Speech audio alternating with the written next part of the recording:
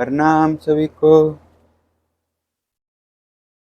हमारे प्रियतम के प्यारे सखा, जान पड़ता है तुम एक बार उधर जाकर फिर लौट आए हो।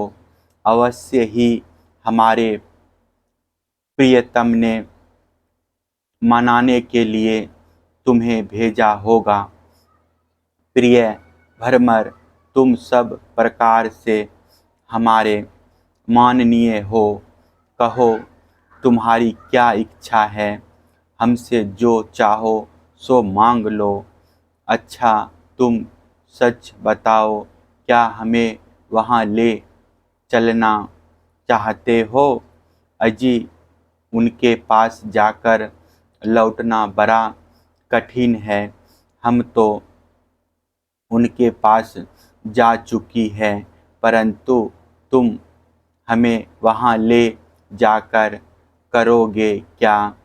प्यारे भरमर, उनके साथ उनके वक्ष स्थल पर तो उनकी प्यारी पत्नी लक्ष्मी जी सदा रहती है ना, तब वहाँ हमारा निर्वाह कैसे होगा? अच्छा हमारे प्रियतम के प्यारे दूत मधुकर, हमें यह बतलाओ कि आर्यपुत्र भगवान श्री कृष्ण गुरुकुल से लौटकर मधुपुरी में अब सुखी से तो है ना? क्या वे कभी नंद बाबा, यशोदा रानी, यहाँ के घर संगे संबंधी और ग्वाल बालों की भी याद करते हैं? और क्या हम दासियों की भी कोई बात कभी चलाते हैं? प्यारे भरमर, हमें यह भी बतलाओ कि कभी वे अपनी अगर के समान दिव्य सुगंध से युक्त भुजा हमारे सिरों पर रखेंगे? क्या हमारे जीवन में कभी ऐसा शुभ अवसर भी आएगा? श्री सुखदेव जी कहते हैं, परीक्षित, गोपियाँ भगवान श्री कृष्ण के दर्शन के लिए अत्यंत उत्सुक ललायित हो रही थी, उनके लिए तड़प रही थी। उनकी बातें सुनकर उद्धव जी ने उन्हें उनके प्रियतम का संदेश सुनाकर सांत्वना देते हुए इस प्रकार कहा।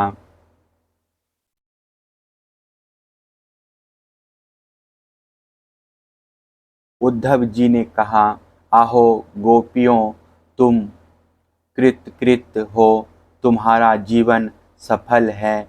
देवियों, तुम सारे संसार के लिए पूजनीय हो, क्योंकि तुम लोगों ने इस प्रकार भगवान श्री कृष्ण को अपना हृदय, अपना सर्वस्व समर्पित कर दिया है। दान, व्रत, तप, होम, जप, वेद्याध्ययन, ध्यान, धारणा, समाधि और कल्याण के अन्य विविध साधनों के द्वारा भगवान की भक्ति प्राप्त हो, यही प्रयत्न किया जाता है। यह बड़े सौभाग्य की बात है कि तुम लोगों ने पवित्र कीर्ति भगवान श्री कृष्ण के प्रति वही सर्वोत्तम प्रेम भक्ति प्राप्त की है और उसी का आदर्श स्थापित किया है, जो बड़े बड़े ऋषि मुनि के लिए भी अत्यंत दुर्लभ है। सचमुच यह कितने सौभाग्य की बात है कि तुमने अपने पुत्र, पति, देह, स्वजन और घरों को छोड़कर पुरुषोत्तम भगवान श्री कृष्ण को, जो सबके परम पति हैं, पति के रूप में वरण किया है। महाभागवती गोपियाँ भगवान श्री कृष्ण के वियोग से तुमने उन इंद्रियातीत परमात्मा के प्रति वह भाव प्राप्त कर लिया है जो सभी वस्तुओं के रूप में उनका दर्शन कराता है। तुम लोगों का वह भाव मेरे सामने भी प्रकट हुआ। यह मेरे ऊपर तुम देवियों की बड़ी ही दया है। मैं अपने स्वामी का गुप्त काम करने वाला दूत हूँ। तुम्हारे प्रियतम भगवान श्री कृष्ण ने तुम लोगों को परम सुख देने के लिए यह प्रिय संदेश भेजा है। कल्याणियों, वही लेकर मैं तुम लोगों के पास आया हूँ। अब उसे सुनो। भगवान श्री कृष्ण ने कहा है, मैं सबका उपदान कारण होने से सबका आत्मा हूँ, सब में अनुगत हूँ। इसलिए मुझसे कभी भी तुम्हारा वियोग नहीं हो सकता। जैसे संसार के सभी भौतिक पदार्थों में आकाश, वायु, अग्नि, जल और पृथ्वी, ये पांचों भूत व्याप्त है।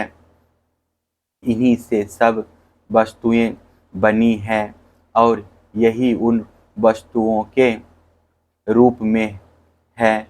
वैसे ही मैं मन, प्राण, पंचभूत, इंद्रियां और उनके विषयों का आश्रय हूँ।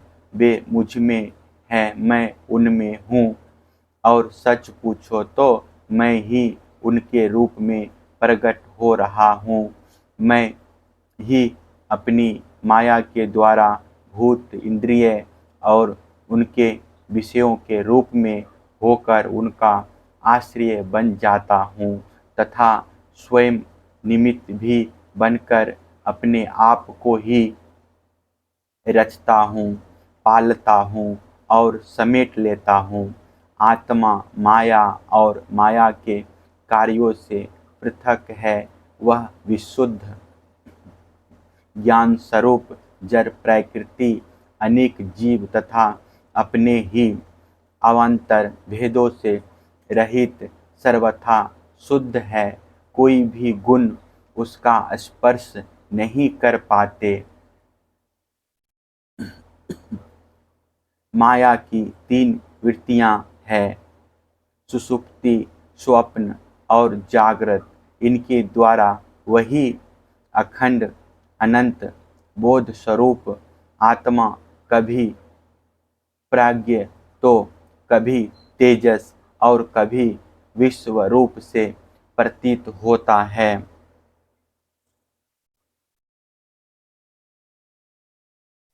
मनुष्य को चाहिए कि वह समझे कि स्वप्न में दिखने वाले पदार्थों के समान ही जागृत अवस्था में इंद्रियों के विषय भी प्रतीत हो रहे हैं।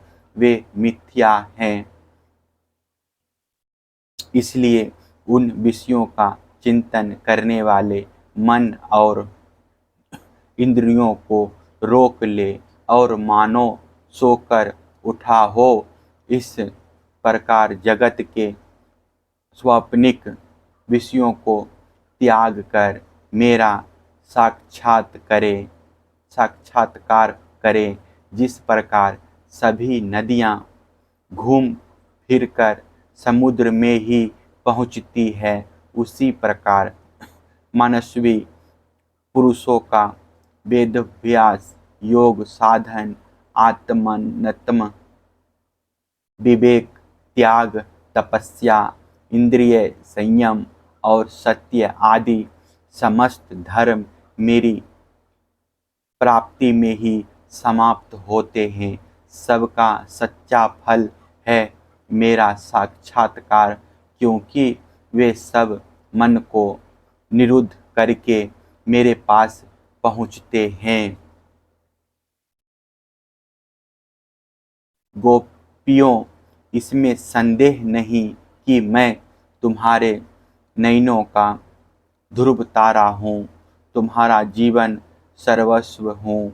किंतु मैं जो तुमसे इतना दूर रहता हूँ, उसका कारण है वह यही कि तुम निरंतर मेरा ध्यान कर सको। शरीर से दूर रहने पर भी मन से तुम मेरी संधि की अनुभव करो। अपना मन मेरे पास रखो, क्योंकि स्त्रियों और अन्यान्य प्रेमियों का चित्त अपने परदेसी प्रियतम में जितना निश्चल भाव से लगा रहता है, उतना आँखों के सामने पास रहने वाले प्रियतम में नहीं लगता।